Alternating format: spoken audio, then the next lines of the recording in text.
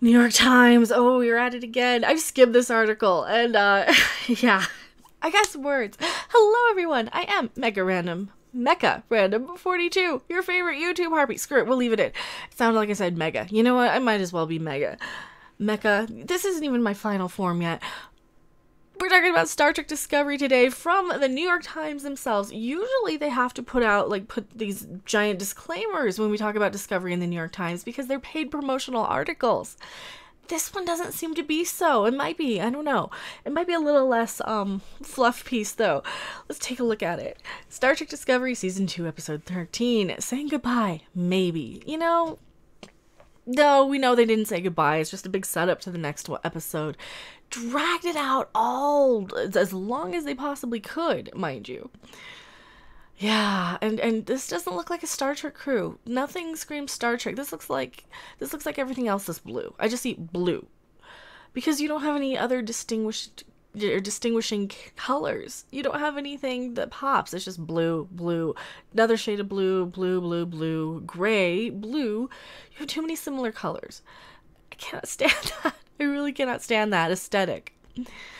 Season 2, Episode 13, Such Sweet Sorrow. I just uploaded my review of that. Check that out. I'll link it in the description. In the penultimate episode of this Star Trek Discovery season, I love how they have to put it in quotes. Like they have to, it's Star Trek. It really is. It's Star Trek in quotes. We get fan service. A lot of it. No. No. That's not what I call fan service. There are gratuitous shots of the Enterprise. No, it's the Discovery version of the Enterprise, complete with a musical riff familiar to Trek fans of multiple generations. That's just member berries again. That's just, hey, remember the Enterprise? I remember that noise they made? Yeah. And this is exactly what Alex Kurtzman has been stressing, that the sound effects mean it's canon. Like he said in interviews that I've covered, we spend much of this episode on what will eventually become Kirk's ship, or will it? See, there's the thing. There you go. Is it actually going to be Kirk's ship, or is it going to be the Discovery Universe version of the Enterprise? See, this is what gets me thinking. Will this ship ever go into Kirk's hands, this version of the Enterprise? Because, I mean, it's so different, and it's clearly different. It has a view window instead of a view screen, right? Windows in starships are stupid. You put all your crucial people there where you could just blow a hole in that and they could all just die from being sucked out into space. Stupid. Only idiots put windows in bridges on starships. I'm sorry. You know? Instead of the Discovery, I don't know. We see the colorful uniforms we grew to love in the original series. No, we didn't. We saw a different version of them. That's not the uniforms from the original series. Stop lying. They're just lying.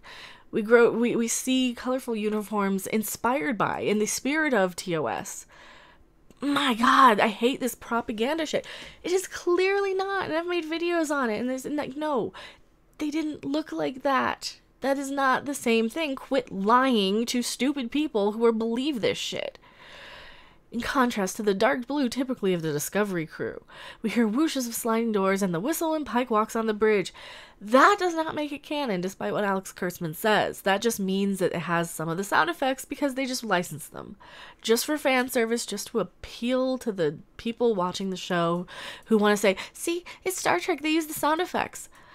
I have the sound effects for Star Trek on my soundboard. Doesn't make me Star Trek, right? It doesn't. It doesn't make me Star Trek just because I can, you know, I can hail someone, right? I can Live long and prosper. I have sound effects. Doesn't mean I'm canon to Star Trek, alright? Totally different thing. She looks as good as I remember, Pike says. Better, in fact, thanks to decades worth of production upgrades. No.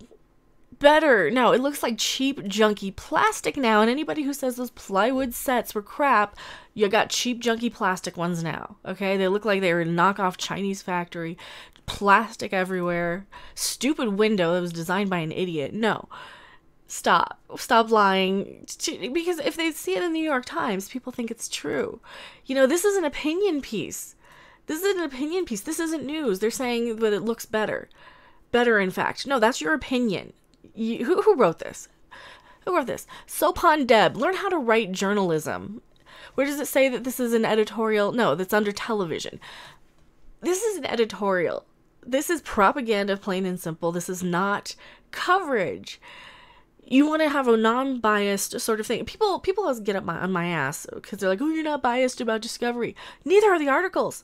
Neither are the articles. I'm sorry. The New York Times articles are basically sucking Alex Kurtzman's dick, saying, yes, it's good. It looks better. It looks better. No, it doesn't. It really doesn't. That is your opinion, and your opinion's wrong, by the way. The Trek franchise has been in dire need of a refresher look. Again, lies.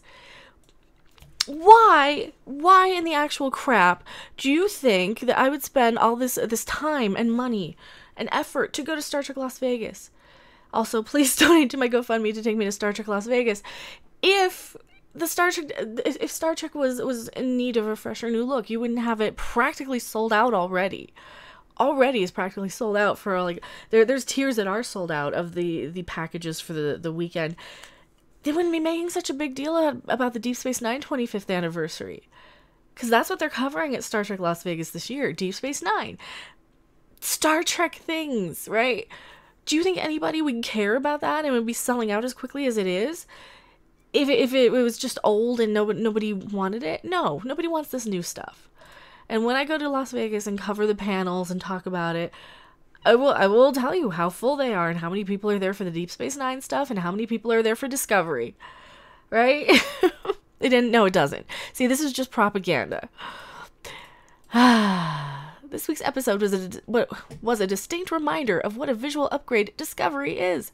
How is it an upgrade? You can't see anything. It is blue. It is blue, and everything is blue. This is not a visual upgrade. This needs to be upgraded to color. Blue is not shot in color. It's just shot in blue. I was into it, and not just because of how it looked. Previous Trek shows were tie-ins to earlier iterations sometimes struggle to keep the story their own. See the Voyager episode Death Wish involving Q. But the best ones, Unification and Next Generation, keep the tone the show already established, while also properly integrating external elements from its forebearers. Previous Trek shows sometimes struggle to keep story their own? Are you fucking stupid? Again, stop. Will you stop tearing down the previous Trek to make this new one seem better to the stupid people who believe these articles? Because dumb people are going around believing this stuff like it's true. This is just propaganda, and I'm tired of it. Such sweet sorrow has Burnham preparing to make a giant sacrifice. Well, see, it would only be a sacrifice if people actually liked the character. I'm actively cheering, yeah, good, she's going. No, she's not going to sacrifice herself. Of course not. The Sphere and Discovery have emerged, making it impossible to destroy, while Leland and Control are speeding to come get the data. As Spock says, Discovery's very existence is the problem. Discovery's very existence is the problem in Star Trek right now. That is the biggest problem in Star Trek right now. I have never seen, I'm a lot older than I look. I've never seen the fandoms just shitting all over the originals like they have now. I've never seen that. I've never seen this massive propaganda thing where they go around saying, oh yes, here's this article where these people decided that, to misquote people. And they never tell you they were misquoted. Oh yeah, people always hated TNG when it aired. They hated the first two seasons. The first two seasons of TNG and DS9 were bad. No, they weren't. And not only that, I have videos proving that. Just dig deep enough. I've made videos on this. They've been debunked. The people said, yes, we were quoted out of context. No, we said that we weren't sure about it, but no, we actually really, really liked it and we're really looking forward to it. We were taking out of context, and this is what they're using to push this narrative. And you hear the same 5 arguments over and over again. You hear the stupid argument of, oh, well, TNG was bad in the first 2 seasons. You hear, oh, it needed an update or else it wouldn't survive. That's also not true. My point being, the DS9 convention is super huge. So no, you still have those things. They're still on the shelf. They're just fine. You don't need to appeal to these new people. You're actually destroying the franchise and pissing off the old people who have the money to go to the conventions and spend that. Even though I don't, and I do the GoFundMe because I'm an old person, but I do YouTube for a living. The other things they always jump into immediately. You're a Trump supporter. You're this, you're that. And they have these pre-programmed responses. It's like they've got a list of 5 or 6 responses. that they're being employed by a marketing firm to spew out. And I've dealt with them on Twitter. You've dealt with them on Twitter. I see them in the comments section, right? They're probably worse for the Brie Larson ones. These are the people who stalk the hashtags. They stalk the hashtags and they want to get in, and they don't even subscribe to your channel. They'll stalk the hashtag and immediately before they watch the video, leave a snotty, snarky comment. And I get them on my GoFundMe even. Like, I get them on my GoFundMe, these people. Like I said, stalking the hashtags. They stalk your channel just to leave you snotty comments and things. And you know what? That's fine. It's just NPC sort of responses and programming. And there's nothing really that we could do about that other than point and laugh at them and monetize them, right? So yes, Discovery's very existence is the problem. I totally agree, Spock. Burnham proposes using the crystal to take the data out of this time, meaning Discovery has to go into the future. Screw those people in the future. Mind you, that's the dumbest thing I've ever heard. No, you want to figure out a way to shoot it in the sun, not putting it in the future, because then that's just future's problem. Oh no, I'll worry about that tomorrow. That's procrastination, and that's stupid. Of course, Burnham is the one that must go to the future without a certain path back to the present. So what? We don't care. You know she's going to come back because she's the bestest ever. Spock deduces that there is more than one Red Angel, one of them being Burnham. And that's stupid too, A new signal appears that leads Discovery to Zahia, to the delight of Tilly. I can't even say the name of the word. Zahia, you might remember, was the focus of the short trek episode from before the official second season of Discovery. The Queen, Poe, is a 17-year-old who developed technology to recrystallize dilithium, and she was born at the same time as her planet, and her planet is her twin, and she worked in the mines, and she's a princess. And that is literally what is in Runaway. I'm not kidding. I'm not making that up, and it's kind of disgusting. Which comes in handy creating the supernova necessary to launch Burnham and the Discovery into the future. Good riddance, Michael Burnham. Have fun. I'll see you on the other side. We don't want you. Burnham's crewmates, in a show of loyalty, commit to going with her into the future, suggesting that we might never see the Discovery crew again, unless the rest of the show takes place in the future. Curiously, Pike offers to wear the suit in the first part of the episode, but doesn't offer to go later on. I was also surprised that Grayson and Sarek didn't offer to go as well. I wasn't, because this is the writing. This is the plot hole that they're writing themselves into a corner for. Because they stuck themselves into a prequel. We know Pike won't do anything like, oh yeah, we're going to go into the future. Right? It's a writing hole. You're writing yourself into a corner. It's like painting yourself into a corner. You should not go and do these, like, going back in time sort of things. No more prequels. Prequels don't work because you end up with these little things like, well, this character has to end up here and this character has to end up here, so we can't, like, give any sort of dramatic anything because we know it's going to happen. We already know what's going to happen. The problem here is the self-created one by the Discovery writing team. Oh, now we're picking on the writing team. Much of the episode features emotional goodbyes, but as we've seen, characters too often appear to get killed off only to return, and in this case, Spock is one of the crew who says he'll go with Burnham to the future, and we know this actually doesn't happen, unless we're just wholly disregarding Trek canon, which they kind of sometimes do. But, you know, that's okay. This show it isn't in the same canon universe as, you know, Star Trek back there, which you probably can't see, as Star Trek, right? It's not in the same universe. We know that. My prediction is that Burnham doesn't even get to make the trip because Control finds a way to disrupt the time crystal before the finale. Yeah, probably not. They're not going to shoot her off into the future. I think the ship might end up in the future with, like, maybe one little nanoprobe that evolves into the AI from Calypso, because that kind of makes sense to me, because the AI was kind of different in Calypso than it was here, and we know that the Discovery from the short trek Calypso ends up in the future, survived with no living crew member on board. In terms of Control, origin as the Borg theory, I'm beginning to come around. I've said before I don't think it's a good idea for Star Trek as a whole, but let's see if that actually happens in the season finale.